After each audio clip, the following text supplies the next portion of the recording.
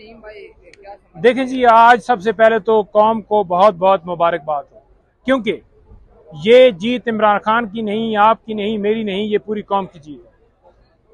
Corruption के जरिए पैसा कमाया गया, मनी लॉन्ड्रिंग की गई और नैब से क्लीन चिट ली गई, जो आज के ब्लैक चिट में तब्दील हो गई है। सुप्रीम कोर्ट ने जो फैसला दिया है उसमें उन्होंने वाज़ा किया है कि ये जो 50 करोड़ तक करप्शन जायज़ करार दी गई थी उसको ख़त्म किया जाता है। बर्डन ऑफ प्रूफ जो है वो नैब पे था, जो कि बहाल किया गया है कि जो बंदा करप्शन करेगा वो बताएगा। और साथ साथ जो मकसूद चपरासी और दूसरे अकाउंट उनके हवाले से ये जो अमेंडमेंट्स की गई थी वो भी बहाल की गई हैं।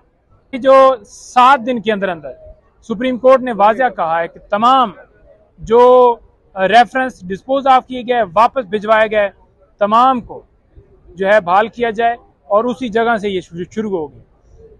इसके अंदर मैं बताऊं कि सेक्शन 4, 5, 9, 14 और 23 में अमेंडमेंट्स की गई थी। तमाम तरामीम जो हैं वो ख़त्म कर दी गई हैं।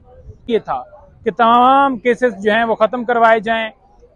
इलेक्ट्रॉनिक जो वोटिंग मशीन है वो आपको पता है इसलिए ख़त्म की गई कि धांधली की जाए। आपको पता है कि ओवरसीज़ जो पाकिस्तानी हैं वो इमरान खान साहब के साथ हैं और 99% उन्होंने खान साहब को वोट देना है, तो उनका वोट ख़त्म किया गया। तो इसी की ये कड़ी नैब अमेंडमेंट्स थी जो कि इन्होंने की ताकि इनके केसेस ख़त्म किए जाएं और ये आके इस मुल्क के ऊपर दोबारा बैठ के उसी तरीके से पैसे कमाएं। और एक लिमिट करार दे दी गई कि अब किसी और के अकाउंट में पैसे ट्रांसफ़र कर दिए जाएँ, अब किसी और को खड़ा करके सारा मामला कर दिया जाए। तो ये सारी की सारी अमेंडमेंट्स खत्म हो गई। नईम साहब, ये बताइएगा कि इस फैसले के बाद पाकिस्तानी सियासत पे क्या असरात मुरातब होते हुए नजर आ रहे हैं, और दूसरा क्वेश्चन ये लीजिएगा कि दूसरा क्वेश्चन ये है कि शरीफ फैमिली के खिलाफ घेरा तंग हो जाएगा इस फैसले के बाद। देखें, घेरा तंग जो है, बात ये नहीं है कि घेरा तंग की बात है। चाहे शरीफ फैमिली हो, चाहे जरदारी फैमिली हो, चाहे पीडीएम की कोई और जमात हो, चाहे कोई ब्यूरोक्रेट हो, चाहे कोई बड़ा ऑफिसर हो, जितने लोग हैं, जिन जिन लोगों ने अमेंडमेंट से फ़ायदा लिया, तमाम जो है ज़ुमरे में दोबारा आ गए और उनके लिए घेरा तंग हो गया। और घेरा तंग कैसे हुआ है कि ये जो करप्शन थी इसको जायज़ कर दिया गया कि अब साबित किया जाए कि वाकई ये करप्शन से पैसा कमाया गया। कैसी मुज़क्का खेज अमेंडमेंट्स हैं। आज पता चला है कि ये चपरासी अकाउंट वो वाला मामला भी अंदर था, इसके अंदर तो, और 50 करोड़ वाला भी था, और बाकी एसेट बियॉन्ड मीन्स वो भी कि इनसे पूछे ही ना जाए। तो ये सारी अमेंडमेंट्स इसलिए की गई।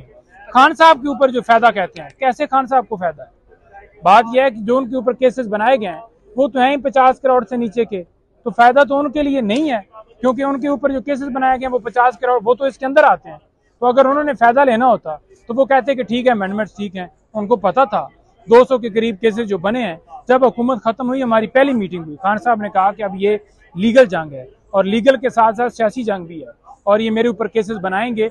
उनको पता था कि केसेस ऐसे बनाएंगे जो कि समझ से बाहर होंगे। आपको ये भी पता है कि जमानत इसी वजह से कंफर्म हो रही हैं कि खान साहब के खिलाफ कोई शवाहिद, कोई सबूत नहीं मिलता। अच्छा नईम साहब, ये बताइएगा, जिस तरह नेब के हवाले से जो नेब तरामीम का केस काफ़ी अर्से तक चलता रहा, तकरीबन 53 तक समाअत हुई है इसमें, कौम को आसान अल्फाज में ये बताइएगा कि नेब के अंदर इन्होंने कौन सी तरामीम की थी और जो अभी सुप्रीम कोर्ट ऑफ पाकिस्तान ने आज जो फैसला सुना और वो सारों को। मेरे भाई, मैंने पहले आपको बताया है कि जो 50 करोड़ करप्शन नहीं, फेडरल गवर्नमेंट जो डिसीजन देगी, गवर्नमेंट ऑफिस जो फैसले देगी, उनको नैब के अख्तियारात से बाहर कर दिया गया था। यानी कि उनके डिसीजन करप्शन के हवाले से या कोई पैसों के हवाले से, एसेट बियॉन्ड मीन्स के हवाले से वो ख़त्म कर दिए गए थे। आज वो बहाल हो गए हैं। 50 करोड़ तक जो करप्शन है उसको जायज़ करार दिया गया था। उससे नीचे जो है वो केसेस ही नहीं चलाए जाते थे नैब के अंदर, उसको बहाल कर दिया गया कि जो अगर 1 करोड़ की करप्शन होगी, 1 करोड़ का केस होगा तो वो चलेगा। ये नहीं कि 50 करोड़ से नीचे वाली जो है वो केस नहीं चल सकते। दायराकार इसको महदूद किया गया था। अच्छा, तीसरा ये था कि इसके अंदर जो वाज़ेह तौर पर उन्होंने ये कहा कि जो फेक अकाउंट्स हैं उनके हवाले से कि अगर मिसाल के तौर पर मकसूद चपरासी के अकाउंट में पैसे गए हैं, ठीक है, तो ये इनके ऊपर जुर्म बनता था कि आपके फैक्ट्री का मुलाजिम है जिसके पास पैसे नहीं है और आपने पैसे भेजे। इन्होंने इसको ख़त्म किया था, फेक अकाउंट्स को, वो बहाल कर दिया गया है।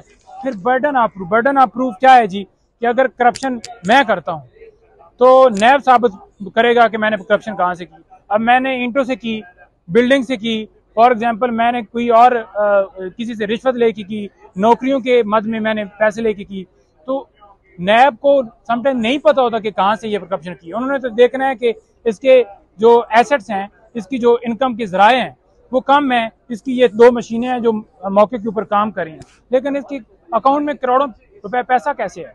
तो उसको उन्होंने ये कहा है कि वो खुद बताएगा कि मैं पैसे इधर इधर से लेता हूँ, ये मेरे अकाउंट्स हैं, ये मेरी गाड़ियां चलती हैं, ये मेरी मेट्रो चलती है जिससे मुझे इनकम आती है। तो ये उन्होंने बहाल किया कि वो खुद बताएगा, ना कि नैब के ऊपर होगा।